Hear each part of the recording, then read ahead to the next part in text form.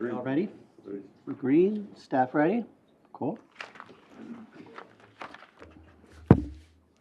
Four. 2A. No, that's the second one. This is for the first one. Chief is going to do the second one. Okay, perfect. All right. Council's ready. Staff is ready. Let's go ahead and start the show. Go ahead and call it to order this Kerrville City Council meeting for October 14th, 2025. Please rise for the invocation and pledge, and remain standing after the pledge because we have a special treat tonight. If you'll bow your heads with me, please. Heavenly Father, we come to you today asking for your guidance, wisdom, and grace as we begin this council meeting. Help us engage in meaningful dialogue and thoughtful discussions. Guide us to nurture the bonds of our community. Help us honor you with hearts of obedience and words that are a testament of your truth and love. Father, we ask for your continued guidance and protection during this challenging time for our community. Provide relief and protection for our frontline workers and our search teams. As we continue to grieve precious lives lost and advocate for vulnerable lives threatened, help us stand strong in the face of an uncertain future. Above all, guide us to do what is best for our city, our residents, and grant us peace. I ask these things in the holy name of your Son, Jesus Christ. Amen. Amen. I pledge allegiance to the flag of the United States of America and to the republic for which it stands, one nation, under God, indivisible, with liberty and justice for all. Remain standing. We have a special guest tonight, Amber Stone, who will be singing the national anthem.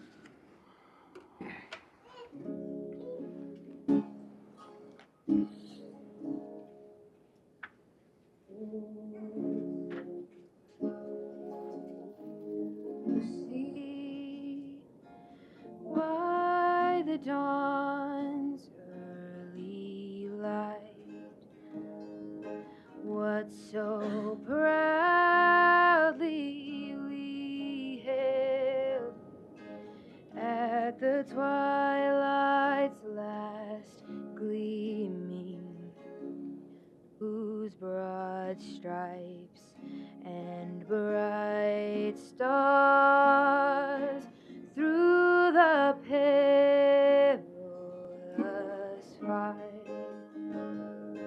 o'er the ramparts we watched were so gallantly streaming, and the rockets' red glare, the bombs bursting in air, gave proof through the night that our flag was still there. Oh, say does that star-spangled banner yet wave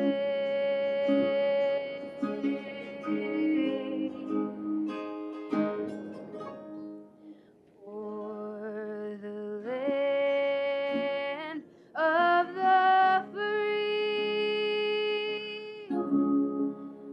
and the home of the brave.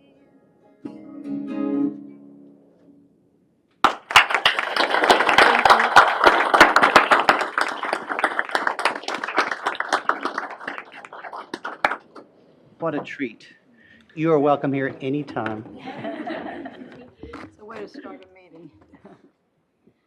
Thanks again. That was lovely. Truly lovely. Stuart, do you have some announcements for us? Yes, sir, I do. Welcome to everyone tonight. We are getting into the last 2.5 months of the year. So we have events that are picking up, and we're very happy that they're picking up because several of them are back in Louise Hayes Park, and we're so happy to be back there. Next Thursday, October 23rd, we have Art in the Park. It's going to be at the Pavilion. You can see some pictures from last year. It was under the bridge, but we're going to have it up at the Pavilion this year. It's kind of a mini chalk festival, so we encourage people who want to exercise their artistic ambitions to come out and draw on the sidewalks out there, and we look forward to seeing you. 2 days after that, we finally have the Water Street Festival. That's going to be from 10 a.m. to 4 p.m. downtown Kerrville. Lots of vendors, artisan vendors, interactive art. Delane, would you like to say anything else We about have a it? kids parade at 11 that will be phenomenal. We have all kind of kids activities, so this is really definitely for families as well. A lot of artists, a lot of great food from our current business owners downtown that have restaurants. And the streets will be closed. You can walk around. You can come anytime. It's open from 10 to 4. It's free. We have a lot of great vendors that want to showcase what they do, and we'd love for you to attend. That's from 10 to 4, the 25th. Thank you. All right, 6 days after that, we have Family Fright Night. That will also be at Louise Hayes Park, and that starts at 5:30 p.m. Encourage everybody to come out for that. If nothing else, just to see the costumes. They are amazing every year. If you're interested in having a booth out there, there's still 10 spots available. So that's always a fun event, and encourage you to come out for that. Moving a little further down the road, November 22nd, which I believe is a Saturday night at 6 p.m. downtown Kerrville, we have the annual Holiday Lighted Parade. That'll be followed by the tree lighting event at the courthouse. Check today. There are not going to be 96 floats this year. We have 60 already registered, so 36 spots are still open. So if you're interested in getting a float, call the Parks and Recreation Department and get your name on the list. We want you out there. And then finally, the running home for the holidays. If you want to get involved in that, you can call and pick out a spot for that, or you could just show up and register on the day of. That's December 6th, also in Louise Hayes Park. Again, another thing that has a lot of great costumes every year. So we encourage you to come out and get a little exercise. Hopefully we'll have some cool weather that morning, and it's a fun event. So please come out and see us. Thank you. And I'll turn it over to y'all if you have any announcements. Any other announcements from the council? I do. Go ahead, please. Since I see Mike and Jan, I'm not going to speak about your event because I'm figured y'all are probably going to say something about it. But I would like to invite everybody to we've had the Symphony of the Hills at the Calhoun Theater, but on Saturday the 25th, after Delane's program downtown, if you can make your way to the Calhoun Theater for the grand reopening with Playhouse 2000, 7 o'clock, that would be, it's your theater. It's our theater. It's something that I'm very proud that we have in Kerrville. It's so if y'all would like to show up for that, and love to see y'all there. It's a busy Saturday. Yeah, November the 1st, the Hill Country Swap Meet Market Days event will be back on after a long summer. There will be some restrictions because, of course, the Emergency Operations Center is still using the Hill Country Youth Event Center, but they are going to make some space available for us to do the Swap Meet Market Days event. So it's November the 1st, Saturday, 8 to 3. Any others?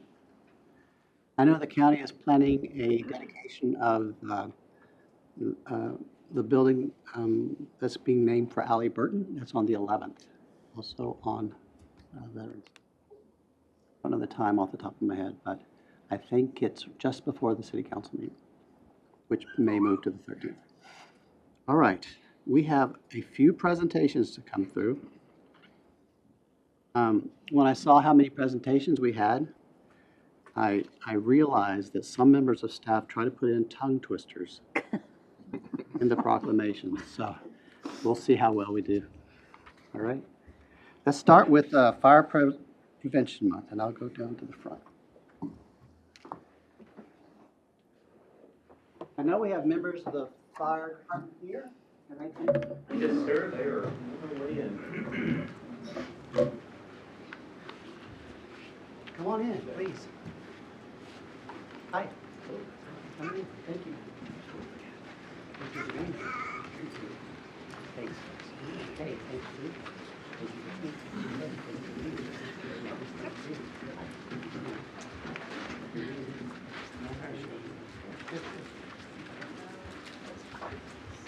All right, this is a proclamation of the City of Kerrville, and I'm happy to read it. Whereas the City of Kerrville is committed to ensuring the safety of all those living in and visiting Kerrville, fire remains a serious public safety concern, and whereas the presence of lithium-ion batteries in many household devices introduces unique fire risk, and most of the electronics used in homes daily are powered by lithium-ion batteries, which, if misused, damaged, or improperly charged, can overheat, start a fire, or explode. And whereas the Kerrville Fire Department reports an increase in battery-related fires, underscoring the need for public education on the safe use of lithium-ion batteries. And the residents should follow 3 key calls to action. Buy only listed products, charge batteries safely, and recycle them responsibly to prevent battery-related fires.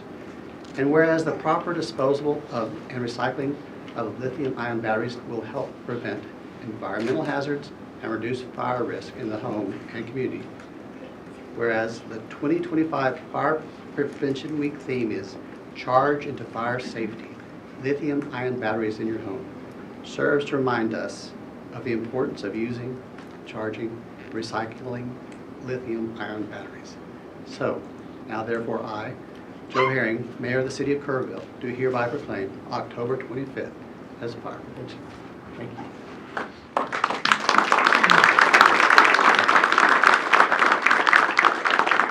What I'd like to do is go down the line and state your name and how long you've been with the department and your role in the department. Erica Taylor, 3 years. I'm a paramedic. Mason Linder, I've been with the department 7 years. Driver. Dustin Lewis. I started 2 years ago, firefighter EMT.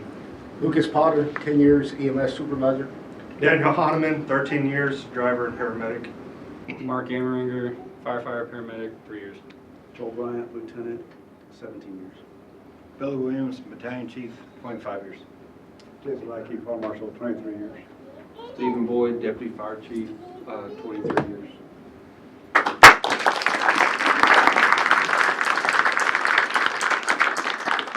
Why don't we get a picture with this, and then the Chief Maloney has something for us as well.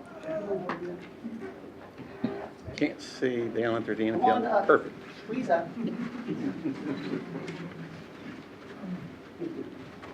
There.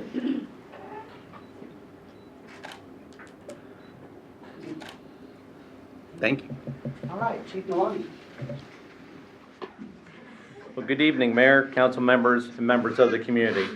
Tonight, I want to take a moment to recognize an exceptional team of professionals whose dedication, bravery, and unwavering service have earned recognition among their peers for their response during the 4th of July flood. It is my honor to recognize the Kerrville Fire Department EMS for their outstanding achievement in being named the EMS Agency of the Year by the Texas EMS Alliance. This prestigious award is presented to an agency that has demonstrated profound commitment to its community and patients, and our fire department has embodied that standard in every possible way. The early morning of July 4th will forever be etched in our hearts and minds. It was a day unlike any other, a day of unimaginable tragedy that tested every fiber of our emergency response systems. Within the first 24 hours, the Kerrville Fire Department responded to 66 emergency calls, not including the hundreds of evacuations and rescues along the riverbank. Through it all, our fire and EMS crews never faltered. They continued to respond with courage, compassion, and professionalism to every emergency, no matter how complex, no matter how dire. In the weeks following, they stood shoulder to shoulder with our engine companies, continuing to search for victims. They never lost sight of our mission, our vision, and our values. As the fire chief, I couldn't be prouder of this team. They cared for our citizens and visitors with excellence and compassion. Those I affectionately always call Mrs. Jones. And they cared for each other as a true family-oriented fire department should. I am also proud of the strong partnership with our public safety counterparts, especially the Kerrville Police Department, as well as our city staff, whose dedication and perseverance during such a heartbreaking time was nothing short of heroic. I am proud of our community, the ways neighbors came together to support, respect, and help one another through the darkest of days. And I am deeply grateful to every fire department, EMS agency, police department, emergency management team, search and rescue group, and so many more who showed up across Texas and who continue to stand with us. I will thank them until my last breath. But tonight we also pause to remember. Our hearts remain heavy for the 119 victims who lost their lives that day. We hold their families, their friends, and their communities in our hearts as they continue to grieve. Let this recognition not just serve as a celebration of a job well done, but a solemn reminder of the courage it takes to serve and the strength it takes to heal. May we never forget we're Hill Country strong. Thank you.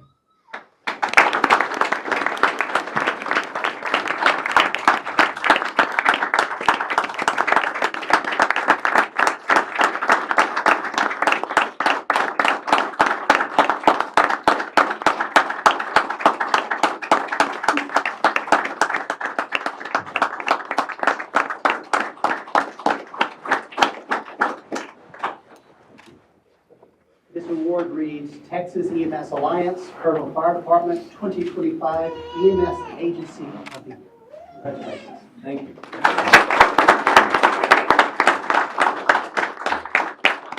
Thank you for all you've done, not only during the tragedy, but for every day. Thank you. Thank you. Picture? Yeah. Picture. It's really not enough to say, but thank you. Yes.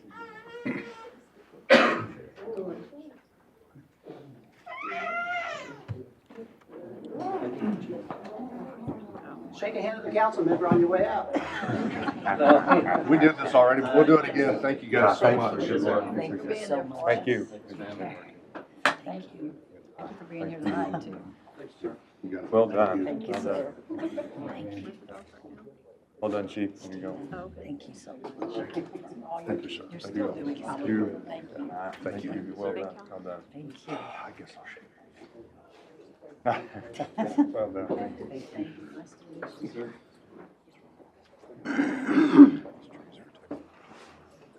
Chiropractic. It's nice to stop as a community and say thank you. I'm very grateful. This is about chiropractic health. Who's going to come up here with me? Anybody? I can do it by myself. It's okay.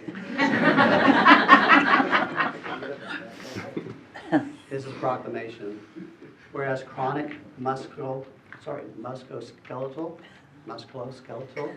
pain is a widespread problem in the United States and around the world due to factors such as the aging population, an increase in obesity, and sedentary lifestyles. And whereas world back pain is the single leading cause of disability and historically one of the most common reasons why people are prescribed opiate pain medications. And whereas the number of people worldwide living with back pain is projected to increase by 36% to more than 800 million over the next 30 years. And whereas pain medications have for years been the go-to treatment for musculoskeletal conditions, however, research today shows that opioid pain medications are not a good strategy for managing chronic low back pain long term. And many people prefer better, safer options to manage their pain. Whereas clinical guidelines from leading healthcare organizations such as the CDC and the American College of Physicians now encourage patients with common musculoskeletal pain to try non-drug treatments first. Now, therefore, I, Joe Jr., Mayor of the City of Kerrville, do hereby proclaim October 2025 as National Chiropractic Health Month for this year. So, I don't know who will receive this, but I'm glad that we're doing it, and we don't need any pictures.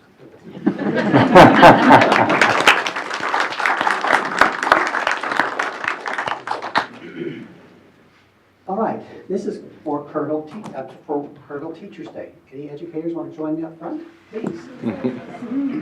Only a few.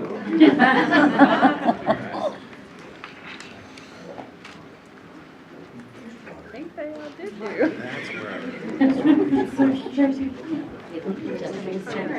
Jahai, you need to be a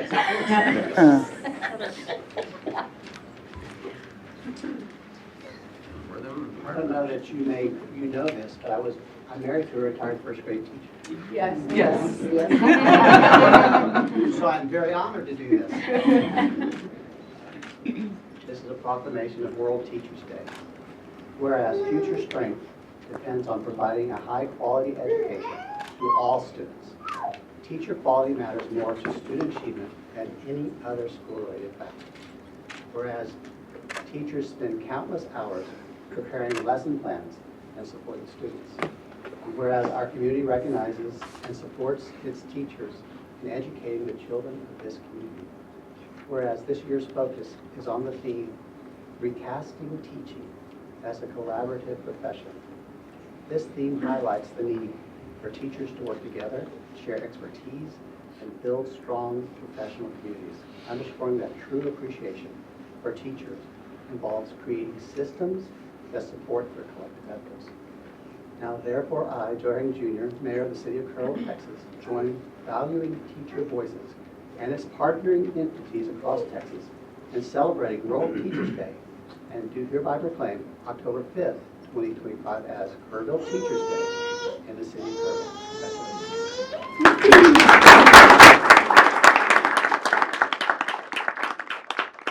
What I would like to do is go down the line and state your name and your role at the school district. Brent Ringo, a proud superintendent that gets to support the work these teachers do day in and day out. Kate McKee, I'm a 7th grade reading language arts teacher. Kristen Scoggin, 3rd grade reading language arts. Heather Cunningham, 6th, 7th, and 8th grade theater and dance. Jessie Putnam, 6th, 7th, and 8th grade choir. Heather Butler, 11th grade English and 9th through 12th theater. Jessica Stern, proud alumni of KASD. Same, yes, Also, same. I'm in high school, teaching English 2 and technical theater.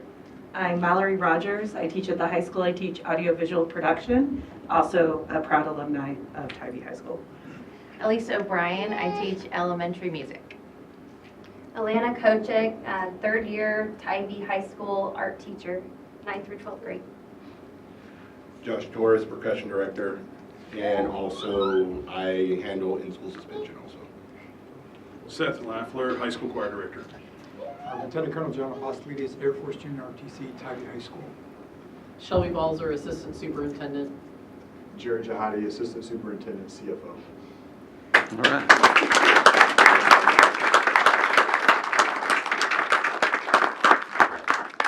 I know what some of you are thinking. You're thinking, this proclamation could have been an email. So, let's get together a little bit for a picture. And we're going to need that end to come out just a little. Here we go. Do I need to on the front? Should we get back out easier than the fire? Sure. No problem. There we go. Okay.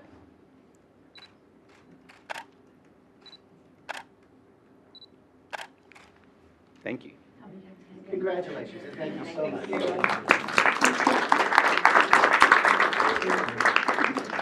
Thank you. Thank you for what you do. I had 4 kids in Tybee, so I know how hard it is.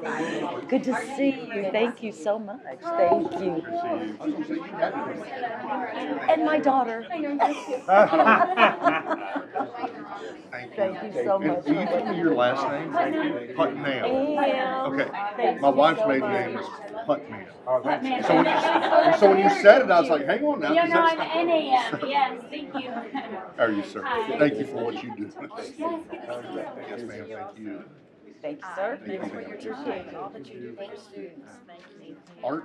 We still, art. Really? Oh, that's awesome. Thank you.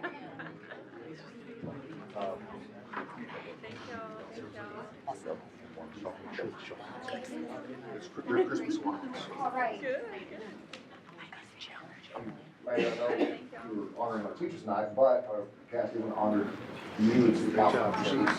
So our first responders dedication game, our jerseys that were worn and donated. As first responder, what the nameplate is, because of the work that they did day in and day out on July 4th, since July 4th, and not just then, but even before then. And on the side, the shoulders, Kerrville ISD strong. So we want to present this jersey to you We also have jerseys coming for city council.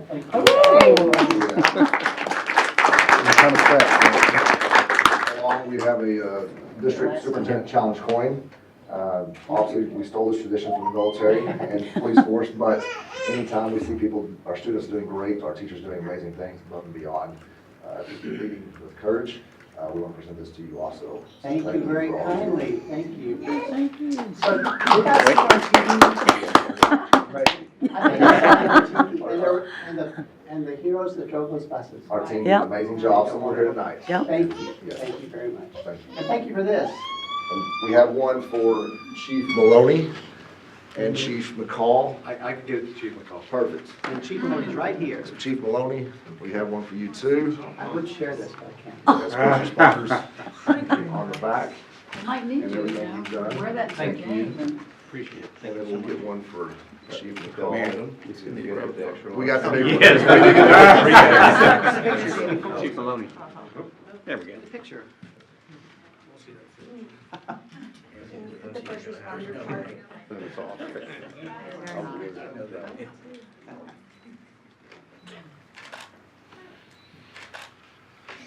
Thank you. Thank you so much. Thank you very much.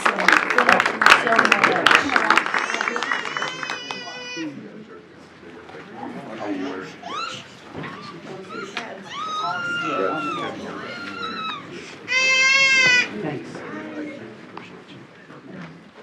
Oh, this would be the, no, student winners of the Hispanic Heritage Youth Contest. Catherine Boyette here. Come on up, please. Hi.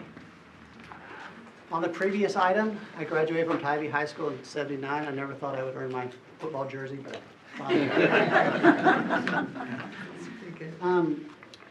tell us, this is Catherine Boyette, who is the community art director, program director, and also my neighbor. Tell us about the program. Yes. So tonight, this is a part of a collaboration between several different community organizations, the Doe Community Center, the Heart of the Hills Heritage Center, our library, our local schools, and of course the schools, the community arts program. We have the students and the teachers and people that worked on this effort with us here tonight. And it's to celebrate and honor Hispanic Heritage Month and create more visibility in our community through art and culture around our important historical initiatives in the community. Are the students here tonight? Yes, the students are here tonight, the teachers are here tonight. Come on up, and Maria, could you come up too? Sure. And also, the students' names are Astrid Lira, Danica Padilla, and Lexi Garcia. Could the students come up here with us, please? Good. And their teachers, if they're here? Come on up. So that Right over here. there was a part of this effort was a youth art contest and local presentations to schools where they learned about Hispanic heritage alongside the Doyle Community Center and Harvey Hills. Can they come on up, everybody. And the students did artwork that reflected our heritage. So one of those is under lock and key at the library still, but two of our winners are here, and this artwork will be installed on utility boxes throughout town in the coming months. Nice. Please hold your art. Y'all can just. There you go. That's you. What I would like to do is, okay, Okay. students, I would like you to say your name and what school you're attending. And if your art's not here, you can tell us about it. Ready? Or not, it's fine. I'm Lexi Garcia, and I did my art for Hall Peterson last year. Sam? I'm Danica Padilla. I go to Tybee High School, and I did my art piece last year as well. I'm Astrid Lira, and I graduated last year, and I made this piece in order to represent the Hispanic heritage. Thank you. Congratulations, all of you.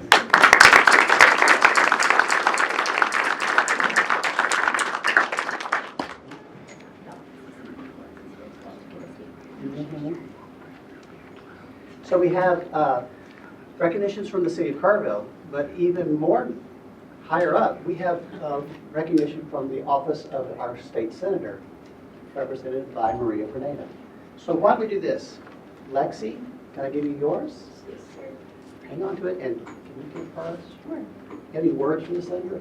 I do. I talked with him earlier, and he wanted me to say that you guys, he wishes that he could be here, but he can't. So I'm just his representative for the Kerrville area. But he wanted me to say that this proves to the state of Texas that the future of Texas is super bright and full of promise. And thank you for making your communities proud. Yes. Good. Thank you.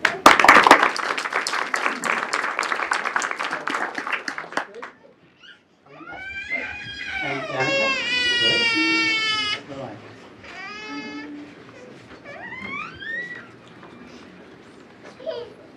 All right, so for those of you who don't often attend, it's like this every time.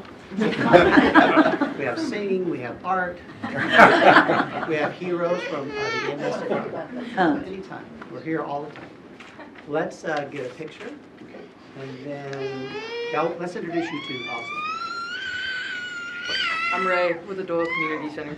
I'm Angela Kennedy with Heart of the Hills Heritage Center. All right, good.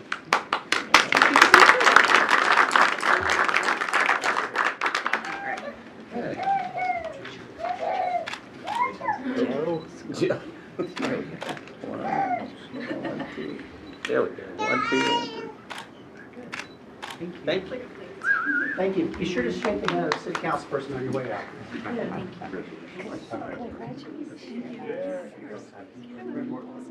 Now, what was yours?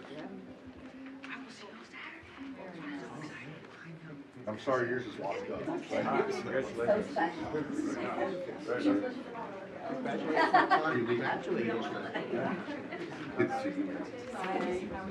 Congratulations.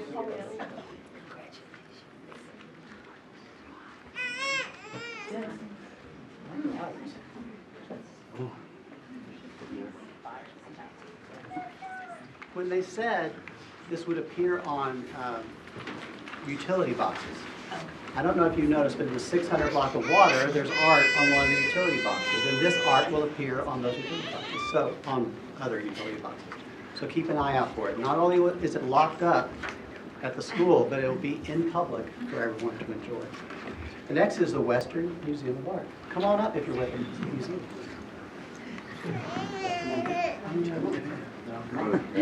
One more. Please. Six, Joe.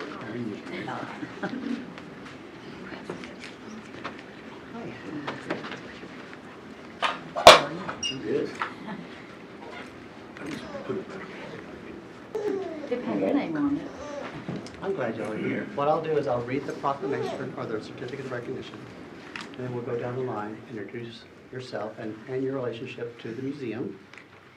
I'm going to show off and say I can pronounce Dr. Beecham's name, which is hard to do. It is. Let's start off.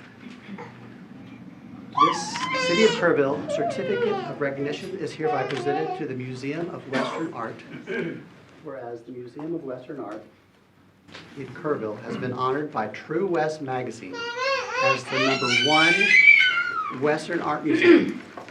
Do not take that baby out, she's fine. Please stay. You do not need to leave, please stay if you want to. I'm sorry. The number one Western Art Museum in the United States for 2025. Whereas True West Magazine is in its 72nd year of publication and, with more than 22,000 subscribers, furthers the culture of the Old West, its adventures, people, history, and culture. And whereas MOA is ranked as True West top 5 museum for 4 years, and whereas MOA is an asset to the Kerrville community, attracting nationally recognized artists and a global audience. Whereas the Museum of Western Art is here where cowboy culture becomes fine art. Now therefore I, Joe Herring Jr., Mayor of the City of Kerrville, on behalf of the Kerrville City Council and the citizens of Kerrville, honor the Museum of Western Art for its positive contribution to our community. Thank you, sir.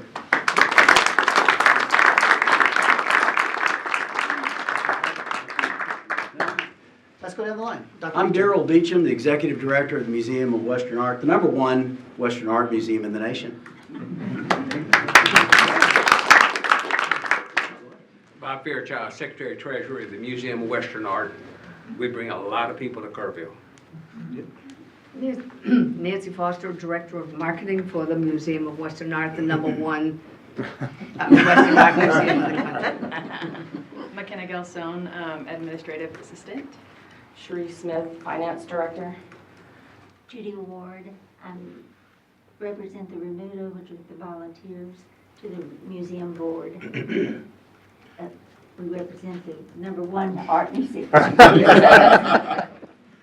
I happen to be the Vice Chairman of the #1 Western Art Museum of all of the Americas, Pablo Brinkman, and I'm also a alumni for Tybee.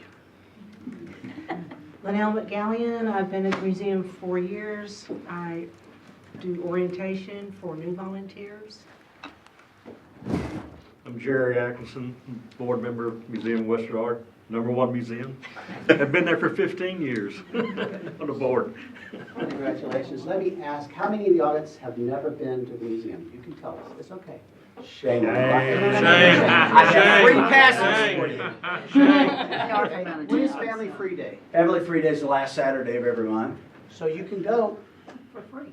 I want it on the record, I've asked Pablo to take me, he hasn't done it, so. Shame. Mr. Mayor, I would point out that citizens of Kerrville, Kirk County, if it's your first visit to the museum, you get in free. So come. Because we believe that once you show up, you'll come back time and time again. He never told me that. He's very busy working for you. Just tell them that you want to see the museum. That's on me. So, remind me again, what's the rank of the museum? #1. #1. Congratulations. And actually, that was because I have a friend who's a world champion bulldogger, and he said, if you don't show him your belt buckle, you're not a world champion. So since we don't have belt buckles, we've been telling people we're #1. So. Okay, let's get a picture, but make sure you tell the camera what the rank is. Okay, ready?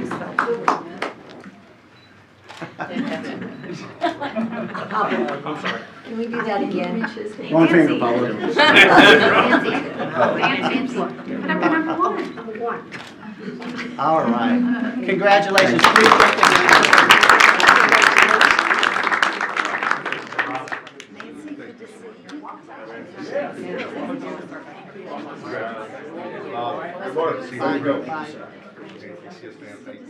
Thank you, ma'am. Which one you want to use? You listed the same name, #1. One of my friends. Awesome. I was going to congratulate Bobby. Hello, Bobby. Thank you for being here. Wait till you see it. Thank you for being here. I know what a remuda is. New York Times puzzle stuff. What'd you do? Yeah, but I only use one finger.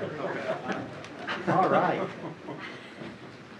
We don't have one for the Doyles, but that's next. You have a Doyles in it? Yes, it's up to Raymond Hardy. We're going to postpone the next one. The honoree is in October. So maybe in November we'll be able to do that. Okay. Thank you.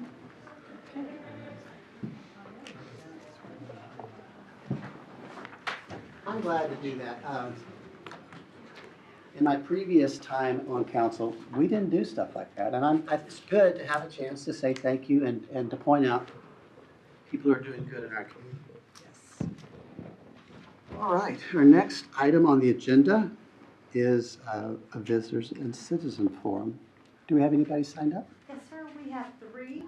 Barbara Ferguson. Ms. Ferguson.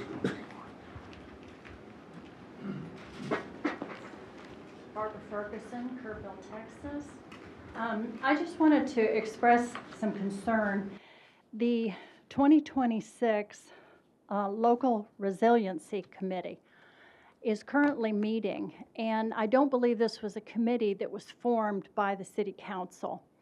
And under the city charter, it does give the City Council the responsibility for forming committees, having that be done in a public forum, having those committees meet under the Open Meetings Act. And this committee is discussing local resiliency going forward in a financial aspect. And I think it's very important for the citizens to be able to see what is being discussed, how it's being discussed, and what the outcome's going to be. I sat in on the first meeting, and it was said by the city manager that this committee would be making, presenting their findings to the city council. Now, the whole reason our city charter very wisely put forward that you folks would be forming committees and that they would be operating under the Open Meetings Act is for transparency. And I think all of you have said at one time or another that you're very much in favor of transparency. And I would suggest at this time, in order to bring this into compliance with the city charter, that perhaps you bring it forward during a city council meeting. You state what the purpose is. You select the members to serve on the committee. It can be the ones that have already been selected by the city manager or ones of your choosing. But that would be one way to go forward. And then all the meetings thereafter should be public meetings. Failing that, I think it should no longer be functioning. The whole idea of transparency is that we know who is advising our city council. And I think that's really important. And right now, the way this committee is functioning, nobody knows who is going to be advising the city council. And so it's just a nebulous, okay, we've got feedback that says, let's do this. And so, again, I just hope that you'll take action on this, bring it in compliance with the city charter, and go forward with the committee. Thank you. Jan Parasini? Just a comment on that. As Ms. Ferguson knows, everyone in Kerrville advises the Kerrville City Council frequently. Next. Jan Parasini? Yeah. And her bodyguard. Resiliency Council. Good evening. Well, we're here again to let everyone know about our community event that's coming up next Saturday, October 18th. Goes for 3 days, Saturday through Monday, at the Hill Country Youth Event Center in the River Star Park. We will be flying 500 of these American flags in perfect rows. And they will be illuminated at night for everyone to enjoy. So this is open to the public. The theme is Honor Your Hero, and you can purchase this flagpole finial for $45 and fill out a dedication card to your own personal hero, which could be a teacher, a first responder, a family member, anyone that has positively impacted your life. And once the event's over, you get the flag and all that you see to take home. And Saturday, the opening ceremony is at 11 a.m. We will have guest speakers and a special presentation this year for an 8-year-old little boy who survived the flood on the roof of the house with his family, who has a great love for first responders. And we put the word out, and we were overwhelmed with patches from all the different agencies that helped our community. And so we will be presenting to this little boy shadow boxes with all these patches. Nice. And he has no idea this is happening, so this will be pretty special. And then there'll be food, trucks, music, kids' activities. They will be coloring and painting thank you sheets, and that will be handed out later to all the different first responders, teachers, military veterans, active duty. So we hope that this event is part of the healing process for our community. I hope you come out. It's all free. And please come out in the evening when TAPS is played at dusk over the flags. And the best time to see the flags, our opinion, is at dusk and in the evening. So thank you so much. This is Gunny's Warriors. I'm sorry I didn't introduce ourselves. This is Mike Pericini. I'm Jan Pericini with Gunny's Warriors. And this is our way of thanking the community for supporting our mission to help Hill Country veterans. So thank you. Thank you both, Pericini. Thank you. This Saturday. October 18th through the 20th. I'll make sure I have it on my calendar. At 11 is the start, Yes, right? we have flyers too. Right, good. Thank you very much. Thank you for being here.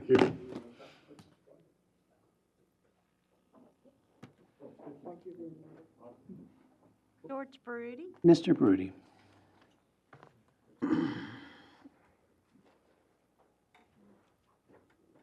George Rudy, 1616 Glen Road. I was just kind of debating whether to do this right now, but because as you all know, I'm kind of like routinely focused on the financial aspect of things, and we kind of left some budgetary issues unfinished at the last meeting. Most notably, you adopted a budget. I'm guessing he didn't really explain his vote, but I'm guessing he understood the situation. But you guys adopted a budget that called for raising taxes that the budget itself that you adopted didn't require, which, of course, as you all know, means it's an unbalanced budget.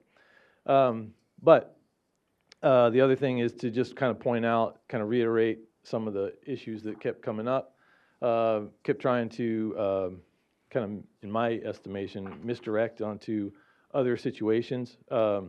Whether it's you blame it on inflation, past councils, or the legislature, or not enough revenue. It's really all about the policy choices that you all make. In the last 5 years, 25 new FTEs added to the city budget. That's not inflation, that's a policy choice. 3 city managers, we used to have 1. We have 3 city managers now. That's not inflation, that's policy choice. We doubled our legal department in the last few years. It's not inflation, it's a policy choice. We've got a director and an assistant director in just about every department. Everyone I've checked has one. It's not inflation, it's a policy choice. And in all this time, all this growth, we've got personnel, apparently, 80% of the overall budget cost. Used to be 70. I don't know what it should be, but it's gone up. And we don't have the equivalent amount of growth in the city, whether it's people or property. Doesn't make a lot of sense. But the main thing is, it's policy choices. And you're about to take another policy choice later in this meeting, where we just spent a couple of weeks ago haggling over a few $100,000, and you guys are all about to consider voting for giving away millions of dollars in property tax revenue, future property tax revenue. We already gave millions away to Lennar, and here we are doing it again. So these are policy choices. You can't look anywhere else but in a mirror. These are choices you all are making, and for the most part, you don't really justify them. You don't dialogue with the public about why you're making the choice or the cost-benefit analysis to it. You always talk about the plus side. You never talk about the cost. So we'll get into that a little bit later in your later item. Just consider that a little more every time you make a decision. We need to know how and why you're making the policy choices you're making. Thanks. Good. Anybody else? All right. The next item is the consent agenda. These are considered routine and can be included and passed in one motion. I think the wording on this has changed a lot. Anyway, any member of the council can have an item removed. Any member of the audience can have an item removed from the consent agenda. Before we vote on it, though, we have to, do we have any? No, we don't have any ordinances within the consent agenda. Does anyone want anything removed from the consent agenda? I would like to remove 4C. 4C. Anything else? Anybody else?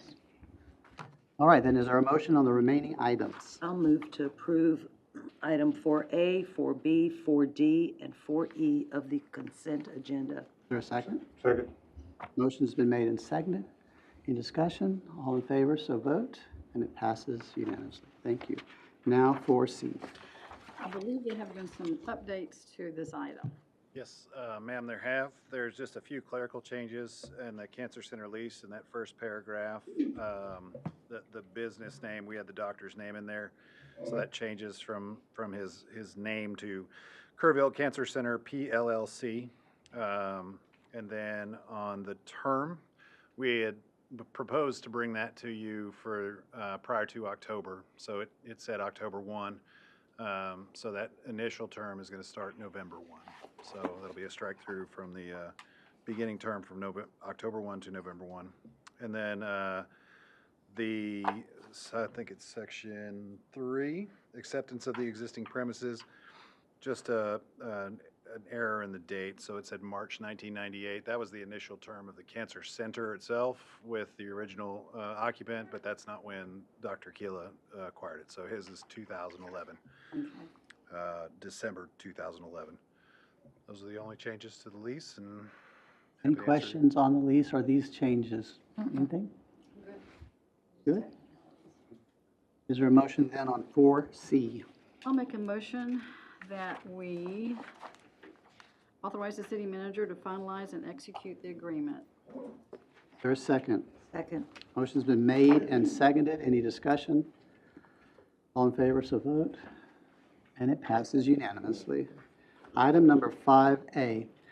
I'm going to ask Ms. Meismer to read in the ordinances this evening. Ms. Meismer?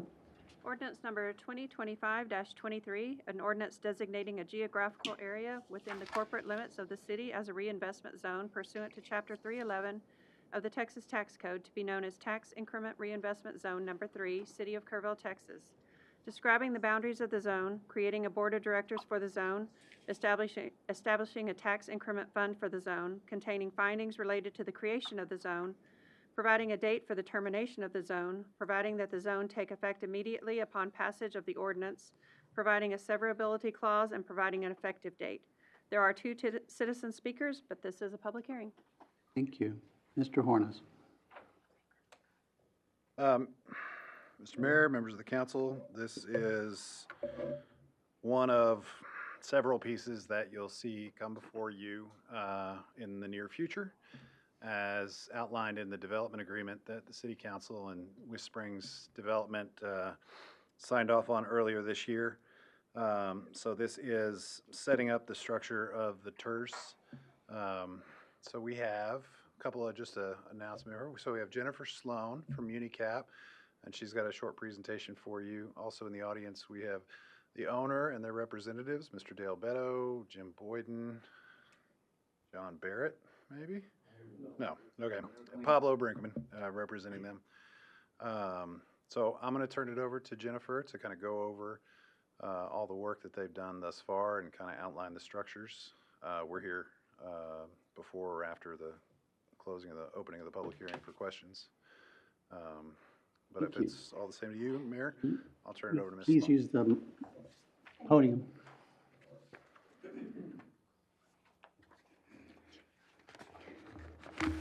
Thank you. Good evening, Mayor and Council. My name is Jennifer Sloan. I am with Unicap. We are your PID and TERS administrators.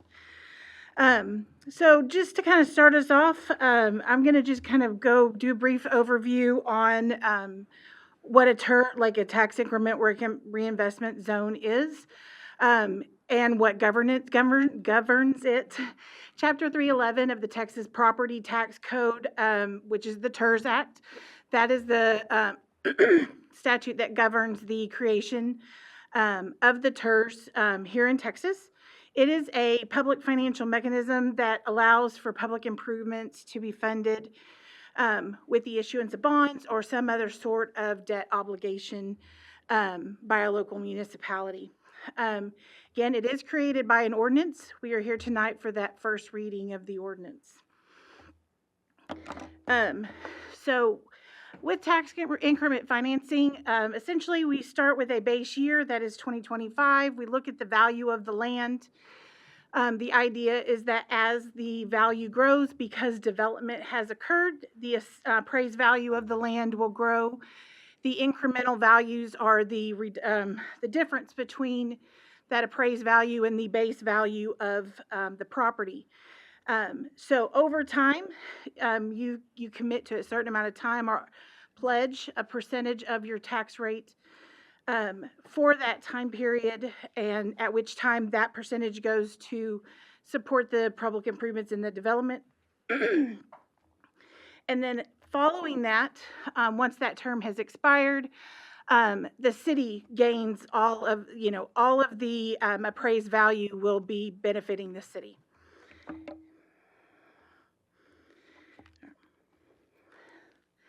So here is a current map of the property and the zone. It is here in this corner of I-10. Excuse me. So the zone consists of approximately 787.63 acres. The city participation is 30% of the maintenance and operations portion of the tax rate. So not the entire ad valorem tax rate, just that 30% of the maintenance and operations. The TERS is meant to be used as an offset to the Whiskey Springs PID assessment. So in other words, once bonds are issued or some other sort of debt obligation is put in place and there's assessments on those properties, this will help to kind of reduce that assessment on the property owners. The development in the zone is currently anticipated to be developed in this manner, with a variation of third acre, half acre, 1 acre, and 2 acre lots. Commercial boutique businesses, retail, and a hotel, 2 different types, a hotel and a resort style hotel. The project costs, which include items such as the any off-sites, which will be regarding water. They also have roadway, water, wastewater, lift station, pump station, those kinds of items, and then the administrative expenses for the entirety of the zone. The total public improvement costs to be financed for the project are $103,676,961. So over the life of the TERS, which is to expire in 2065, we anticipate a projected appraised value of $1,992,026,710. The base value currently is $6,932,253, leaving an incremental value of $1,985,094,457. At build out, which is once we anticipate the development to be completed, that is in 2036, then we anticipate an appraised value of $1,003,740,561. You see a couple addition numbers. Those would be the amounts that would be due that year to the TERS fund if that development has occurred at that point in time, and is at the anticipated appraised value that we anticipate. Over the life of the TERS, we anticipate an internal revenue of $212,719,834. Again, the participation rate is 30% of the M&O. And so therefore, we have anticipated revenues available for project cost at $63,815,950. Over the life of the term, there is an expected available increment to the town, to the city, of $218,000,000. Sorry, can't read my writing. $377,539.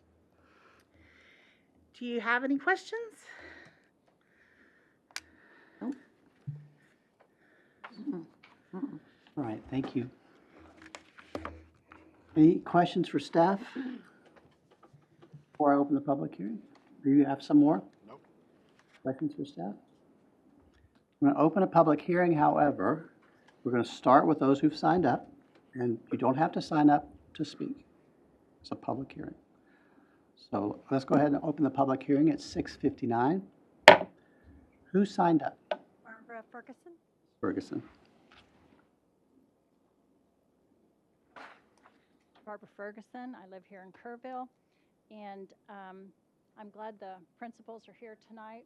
When you made your presentation maybe a year ago, I told you that I thought it was a great project. I still think so, and I'm looking forward to seeing it progress. But I have good news for the council. The project over there at the corner of I-10 and Highway 16, I went by there just before the meeting, took some pictures, and the sign is up, the sales number is up. There is posted a TCEQ notice. There is posted a large earth moving notice that's required by law. There's a, you can see all across the property, earth's been moved, the bulldozer's there. So for the city of Kerrville, this is very good news because this project has begun. And under Tax Code 311, TERS are only established when in the foreseeable future development is not possible. Development has begun. This does not qualify for TERS, so we will not have to give up that $63 million that over the course of the 40 years you're looking at right now. Gentlemen, I appreciate what you're going to do for Kerrville. It's a good project. It's a good project even without the TERS. Thank you. Pablo Brinkman. Mr. Brinkman.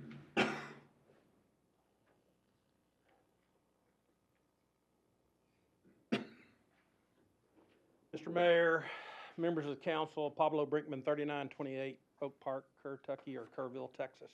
You know, I don't understand. I don't understand about, you know, my dad had a saying, to know and not to do is like not knowing at all. So not doing something is, we could do that, or you could do something and you could add. So you're not giving away anything. Your TERS is for a reason, a very specific reason. I don't know 311 that Ms. Ferguson said come here from Sikkim. I do know that to do projects like this, if Kerrville wants to be in the business of moving forward, this is the vehicle to do it. I will tell you that the amount of if you listen to this young lady, you know, I kind of blank out in that hundreds of millions. I just love the sound of that. You know, the last time I heard that was Saturday when somebody won the Powerball. But the amount of money that's coming into the city of Kerrville, the amount of infrastructure that is coming into the city of Kerrville, the amount of positive things that development does, done correctly. Lennar was done correctly. There was no giving. It's on the addition. So, you know, to know and not to do, we're doing, and we're going to reward it. The thing about it is, when you have a TERS board, it's monitored, and it's all performance-based. So everything that my clients do is monitored, and when growth happens at certain points, there's different thresholds, there's different marquees.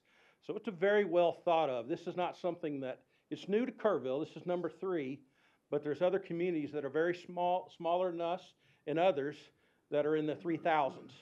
So I just wanted to let you know, and my client asked me, is there one thing I'm supposed to say? At risk of saying it wrong, I appreciate her comments. I think she's in favor. Excuse me. Del Beto, sorry. Yeah, we have to have your name and you have to speak in the microphone. Del Beto, 2142 Stone Oak, Fredericksburg, Texas. Thank you. And I'm a principal in the project. I think she's in favor of the project. I think she's just not in favor of the public paying for the project. I understand it entirely. But when you talk, you're trying to pinpoint it on the fact that it's a future project. When we started the project made application, it was a future project. Mm-hmm. What investment we made into this community was done so in good faith. If you guys want to pull back from the TERS and break your word, break your word. But that's what you're asking us to do, what you're asking the council to do. So we are not violating the structure or the qualifications of the TERS. We simply move forward in good faith to begin the process, primarily because this city has had what I would deem as a black eye project for 25 years. And everybody had lost faith and confidence in this ground, and we didn't, and we stepped forward to show you that you could count on us, and that while we still work through particulars, we'll make our investment in this community as well. And I hope that's what it's recognized as. Thank you. And thanks for, if you come up to speak, we need your name and at least the city where you live. We're required by Texas law to record this. Any other people signed up? Not anyone signed up, sir. Okay, it's a public hearing. You don't have to sign up to speak. If anyone else would like to speak? Can you only speak once? I don't know. No, come on back up. It's fine. Mayor Herring. To my knowledge, when this was brought up a year ago, there was no ask from the developer. And I haven't seen anything regarding a TERS, and all that would have to be in a public meeting. That can't be a backroom deal. Each of you here today, this is the first reading. You're able to make whatever vote you want. There are no deals that are done outside this room. You each make the decision. It's discussed here, it's decided here. So whatever conversations there were, even if you made a pledge, that pledge should not have been made. Decisions are made here in the city council chambers. And I hope you'll stick with that. And keep in mind that if I am wrong about there being some future or sometime in the past when this was brought up in a city council meeting, then please correct me. But I don't believe it was. And this project will happen anyway. Kerrville is a place people want to build. We don't need to beg them to come and hand them money to do it. And so we'll still benefit from what these gentlemen are proposing. We don't need to offer them a TERS. And it does not follow the law. Thank you. Bill Beto, again, apologize for adjusting, but I never implied there was any kind of a backdoor deal done. I put that on the record because it didn't happen. This group body has been the most honest and forward group I've ever worked with in my life, so I appreciate that. Thank you. And to correct yourself, without this TERS, we would not be here. So don't make decisions for our company. We will pull out of this project because it doesn't make sense without it. Any other member of the audience wish to speak? You need to say your name and city for the record. Jim Boyden, 15 South Fairway Drive, North Salt Lake, Utah. I echo what my partner, Mr. Beto, has mentioned. We acquired this property 16 months ago, and prior to closing, we were working with the city. We appeared before this body, Mr. Mayor, when you were a council member, to rezone and update the zoning ordinance for this property long before we ever acquired the property. Mm-hmm. And in our initial conversations with Mr. Hornis, going back into the summer of 2023, we talked about all of the moving parts of how this project could come back to life, which included PID conversations, included TERS conversations, included our own personal investment, included all of the pieces that have been memorialized within the development agreement, which came before you in August. So as Mr. Beto mentioned, this has been as transparent and as an honest negotiation and as I've ever been a part of. And this is a community that we are thrilled, is probably not even the right word to be a part of. And so we have gone to painstaking lengths with our legal team and with the city's legal team to make sure that everything is done exactly per the ordinance of Chapter 311 of the Texas State Code. And we're confident that we're doing things the right way. I can't speak for previous speakers who have expressed concerns or doubts, but I would venture to guess that their due diligence doesn't rise to the level of understanding all the work that's gone in from part of the city's administration and staff, as well as our development company. So I'm very confident that we're doing things the right way, and appreciate your support to this, all the support you've given us to this point.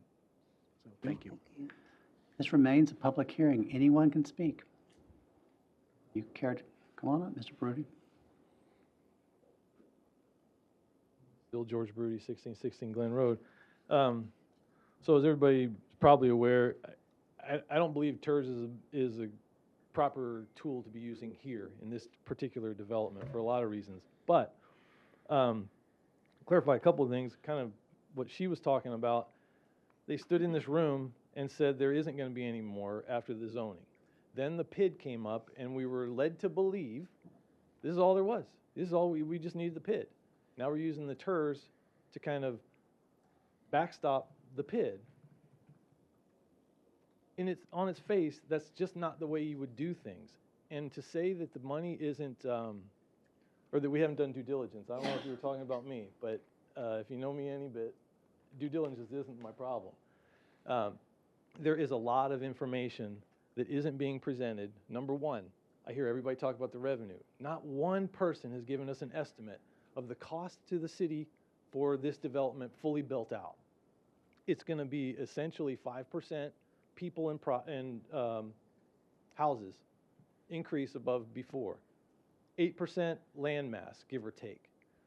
What we know from the past 5 years is 5% increase in population required, according to policy choices, 60% increase in government spending. How are we going to meet that spending by giving away the revenue that's not profit? Property tax is not profit to the city. It's cost of services. The profit would be if you're getting back sales tax, which is part of the deal as well. That's profit to the city. That's something you didn't have before.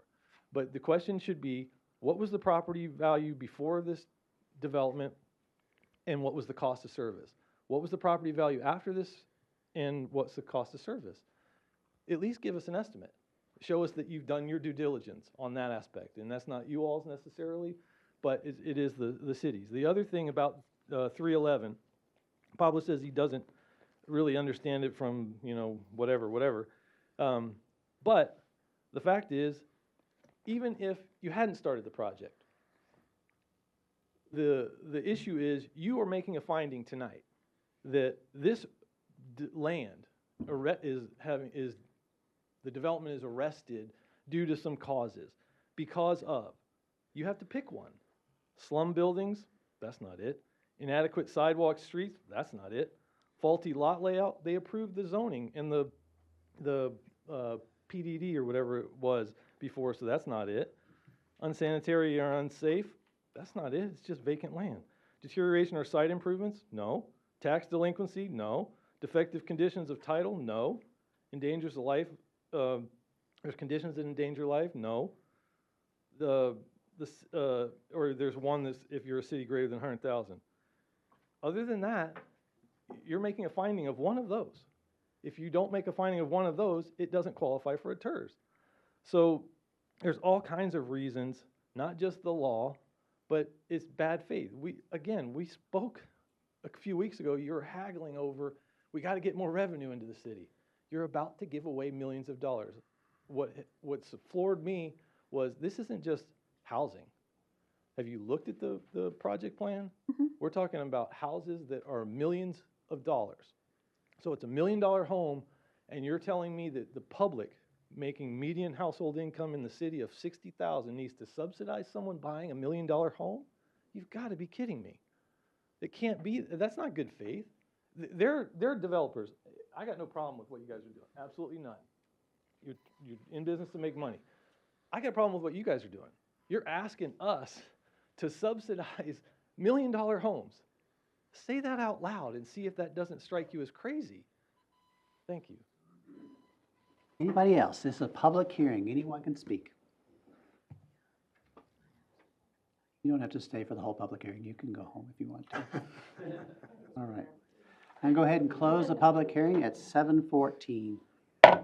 He was talking to me. He wasn't talking to y'all. That was good, Mr. Hornes. Mr. Hornes, any more comments? Only if y'all have questions, but there's a lot in there. So please ask away. We have been talking about this project for years.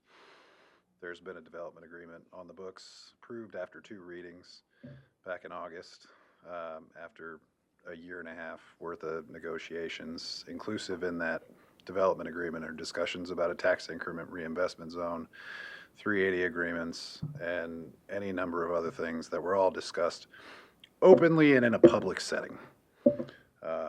So I'm here to answer any questions y'all might have. Any questions for Mr. Hornis? All right. You're not on council, are you? No. Any questions for Mr. Hornis? All right. We have before us an ordinance that is one of the many steps that we have undergone in this process. And I'm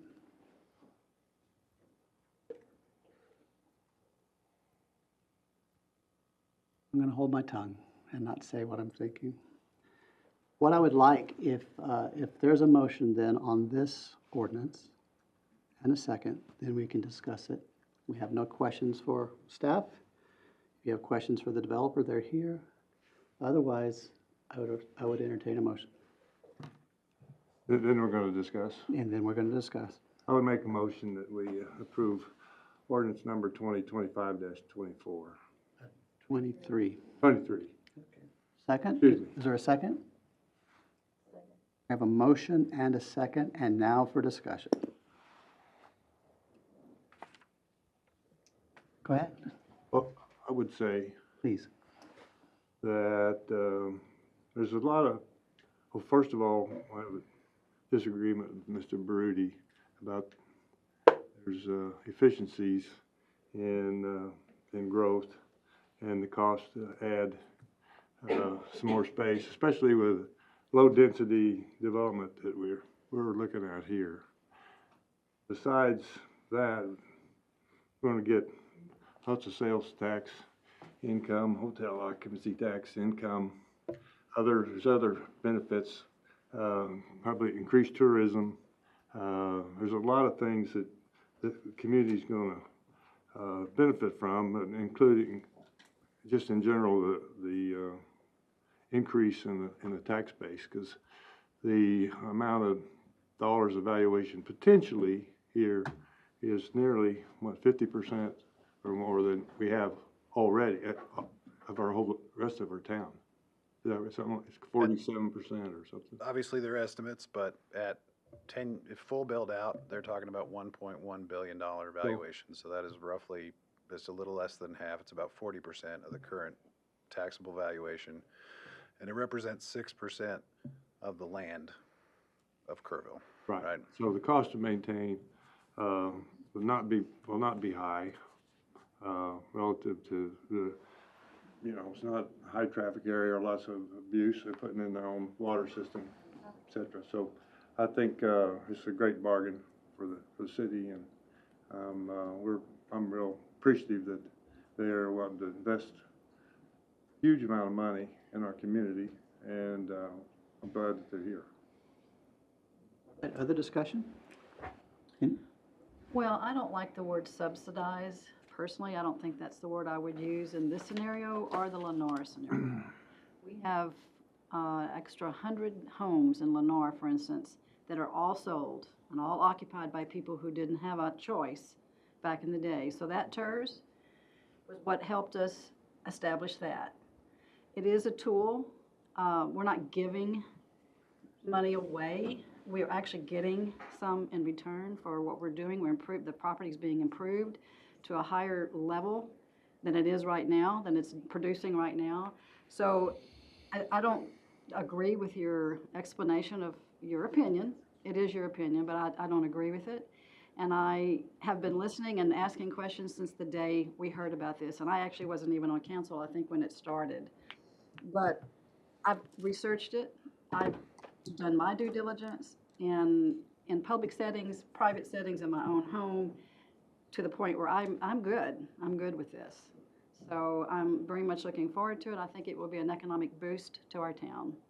And I thank them for your work in this. I appreciate it. I'm doing some math. If you have anything to say. No, I just want to ditto what Delane said. We've been working on this for a very long time. And I think that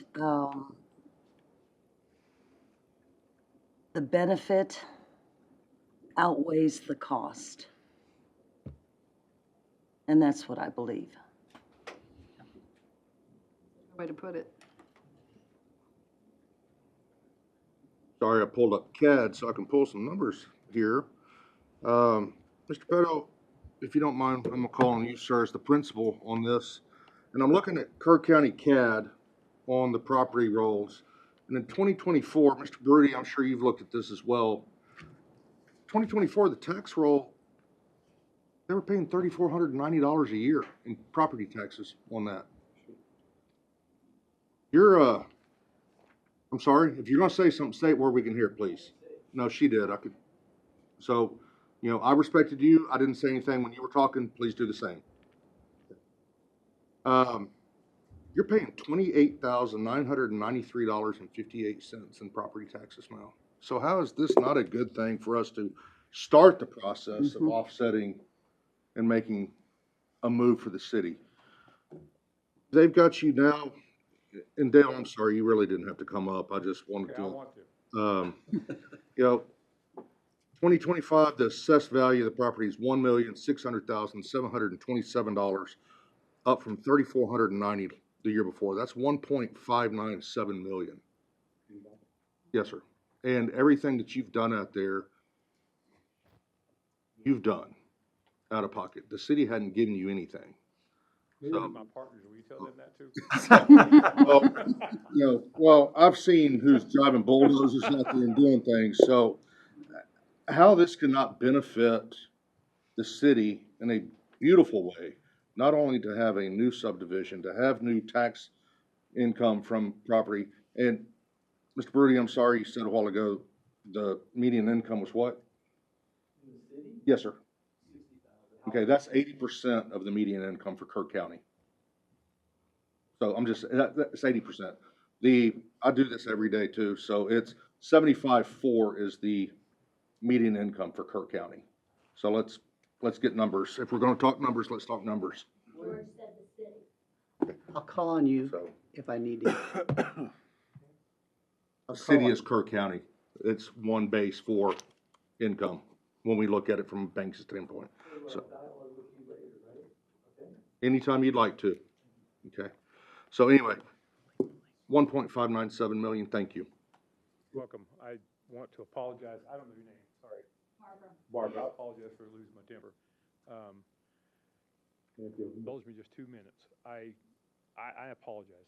Nobody should bark at somebody, and I did, and I apologize for that. And it's embarrassing to the point where I'm trying to fight back my emotions. I'm embarrassed. But Barbara, I spent half of my youth doing homework by candle because my parents couldn't afford to pay the electricity bill. I've got my entire life and my children's lives invested in this. I've worked for 40 years to get to this point. I'm not here to take advantage of you or anybody else in this town. I have a passion about what I do. I have a passion about what this project can do for this community. I stood here for the first 30 minutes of this meeting and told my partner that every time I come to one of these meetings, I'll walk away from here being more and more proud to be from Kerrville, and I'm not even from Kerrville. That's what I seek out in this project. That's what I seek out to bring to this project, to add to this community. If you think we're taking money from you, I apologize. We're not. We're trying to find an investment program for us and for the city and the community where everybody can be healthy and benefit from it. And that's it. And if you see it any other way, I spent some time with George on one meeting trying to offer my time to talk through this. And you can call me anytime and we'll battle, beat 2x4s, whatever you want. But I have fallen in love with this town. And I have fallen in love with the community and the floods of July, and we're not here to do those things. We're trying to our very best and putting our entire lives into this community because we want to be a part of this community. Thank you. Either one. I'll give you another chance to speak if you'd like. Well, if you're gonna give me another chance, shoot. I'd just like to say, my late husband and I were real estate developers, residential home sites. And I do understand the process. And I would never fault a developer for looking for every resource they can in order to make a project go, because it's difficult work, it's risky work, and I understand that. Then let's use the tools that are available to us. That's a tool that's available to you, and I don't blame you one iota for seeking it out. Available to the community, Barbara. Are we, Okay, it's available to You the have to speak community. Okay, it's available to the community, but we have to look at, right now, Kerrville is having meetings on resiliency going forward. We are in a financial problem. I don't know whether anybody's told you that, but we have got financial problems on the horizon, and we're going to have to make some hard choices. And being approached with this, your project will help the community, and I'm glad it's coming. But I also believe that you did not get a commitment for a tours, and you're looking for that tonight. So, given that, you have started the process. And maybe you'll have to dial something back. But I think our city council is now faced with making a decision on the tours. This is not a done deal before it comes to you folks. That's my whole point. And for our community, this project will go forward in some form because I believe in these men. I believe in the project they put forward, and I think it will go. But we do not have to offer this to them. We will have the income anyway.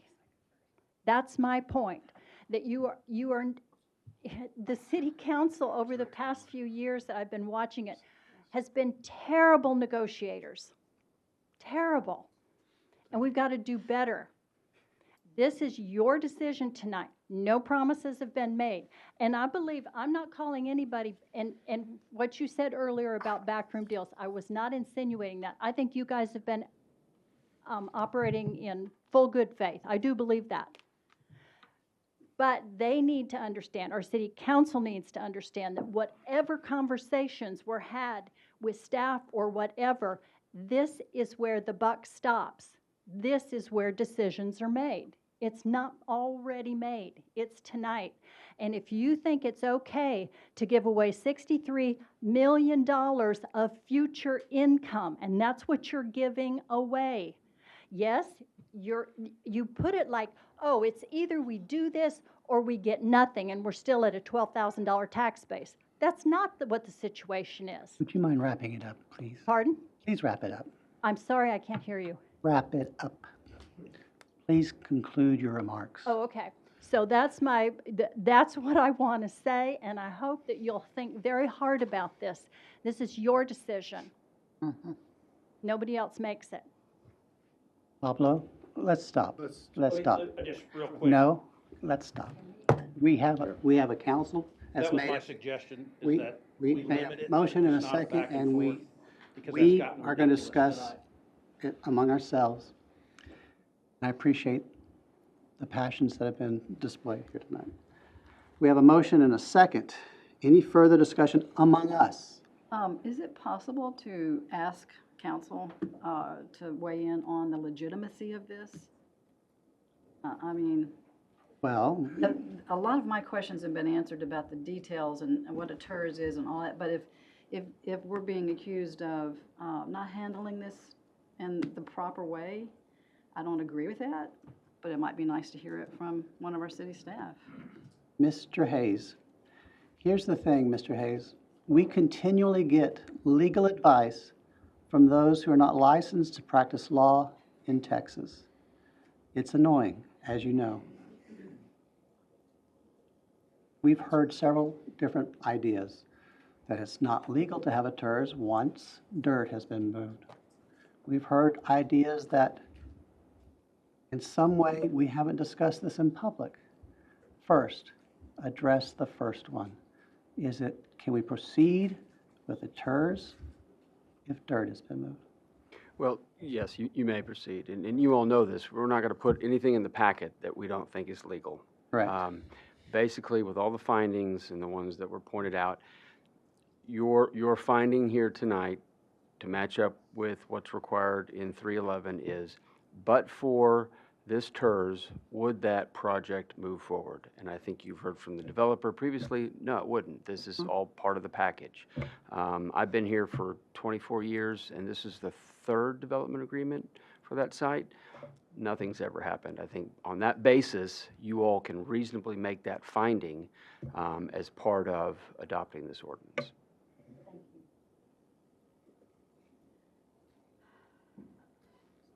Since May of 2024, when I was elected mayor, I've learned that being mayor is like being an umpire. Everybody in the stands knows how to do it better. You know, I get advice all the time from people who are not qualified to give me advice or only want to see one side of an issue.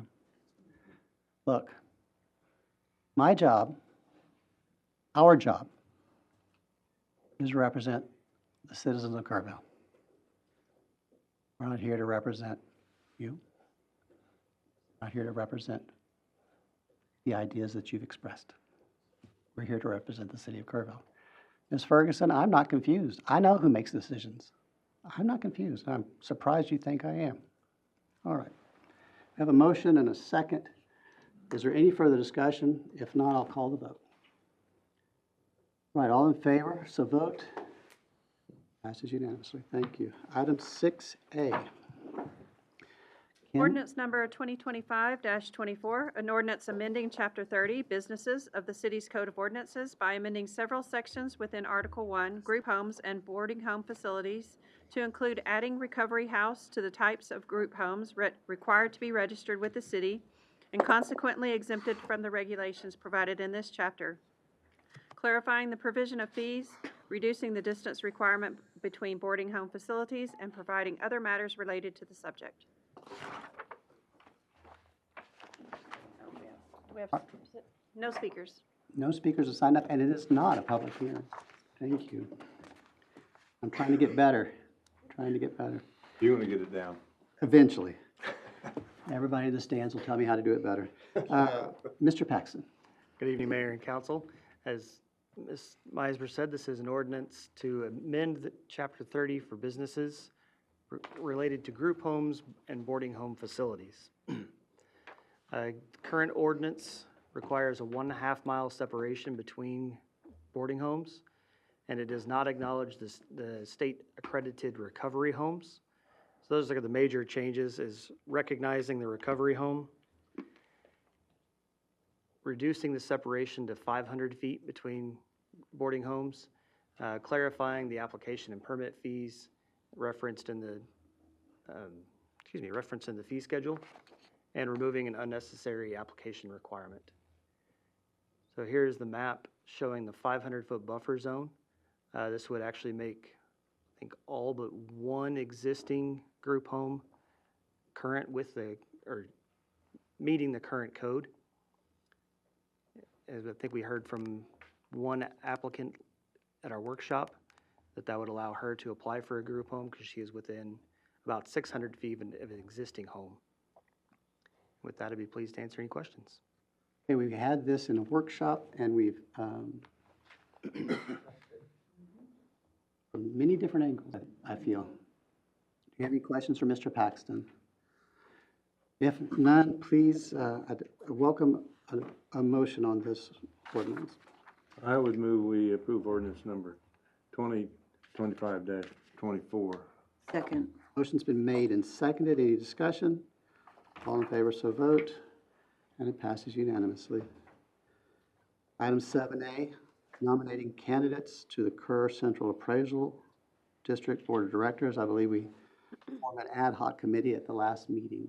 You all have a recommendation for us. Yes, we do. At this time, we would like to nominate Pete Calderon. Is there a second? I'll second it. Motion's been made and seconded to nominate Pete Calderon to the KCAD board. I do have a minor question. Can he serve on that and on the school board at the same time?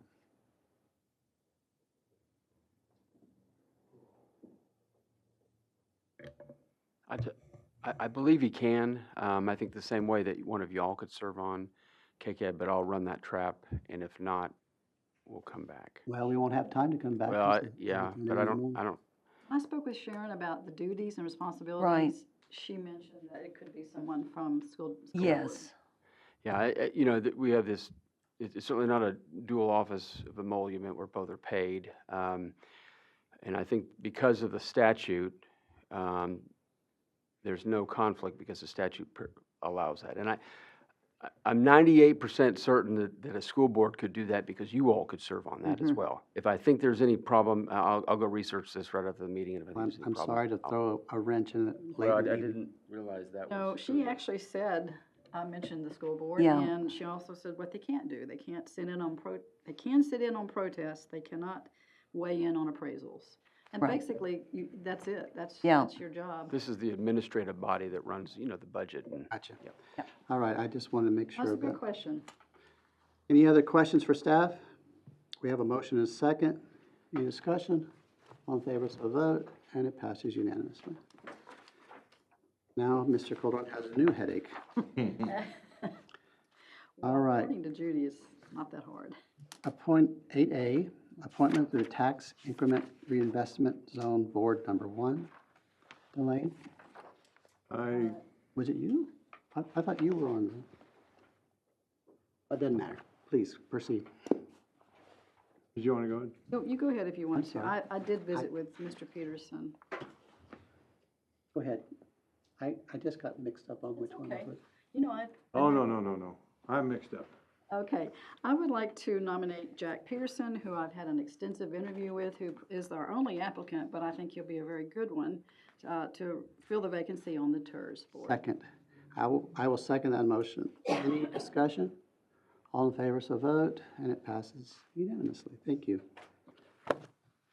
Mr. McKinney. I got ahead of things. It's okay. That's all right. For the Recovery Community Coalition, I'd like to appoint Shelby Yates, who had previously applied, and I think I visited with her, and she's still interested, and I think she would make a great addition to the board of the community group, the recovery group. Is there a second? I'll second it. Motion's been made and seconded. Any discussion? All in favor, so vote. And it passes unanimously. All right, I do have a technical question for Mr. Hayes. Sorry. During our workshop, we had an evaluation of the city manager. Do we need to have a motion coming out of that workshop, or is that something we can defer till the next meeting? If you took any action, We didn't take, We just then you don't need to. good. I just didn't want to leave that open. leave it open then. All right, so I, way out of order to say, from our workshop executive session, we took no action. I should have said that earlier. I'm sorry. Are there any items for future agendas? Yes, I would love to hear a report on our transportation, Pronto, ARC, I understand. transportation, regional transportation, you know what I'm talking about. Possibly during a workshop? Whenever we can, that'd be great. I'll be happy, I second that. Okay. That's a good item. Didn't you have something? I do. I would like us to either relook at what was proposed months before or come up with a new noise ordinance for vehicles. It was, the other evening, when you can't even, when your teeth almost rattle out of your head because the vehicle next to you is so loud, it was very apparent that we need to have something to limit that. Over the weekend too, while we were in San Antonio, everybody was doing it. It's just so annoying, and I think it would be nice if we had it where if it's within 50 feet, you shouldn't have to hear somebody else's music or feel it through their trunk. I can hear it now. Sometimes when we're in a meeting here on Main, I mean, on a. I don't know how we police something like that. Well, that'd be the police policing. And right now, the police do not have a tool in the toolbox to address that issue. The Texas Transportation Code says that there is a noise ordinance of anything over 80 decibels. The problem is our department does not have decibel meters, and they are not cheap. So I did ask the chief and the assistant chief about this, and they said that their in-car cameras and their audio will pick up at 50 feet or greater. So they, plus if they pull up next to them and they're doing it, it's pretty apparent that it's louder than 50 feet. So a vehicular noise ordinance or? Maybe the noise Just, ordinance. That's a good point because of music as well in the downtown area that came up with our festival planning is how do you, we have no way to guide or direct someone that's too loud or too, So it sounds like the council would like to have this as a workshop item. I think at least 2 people have agreed.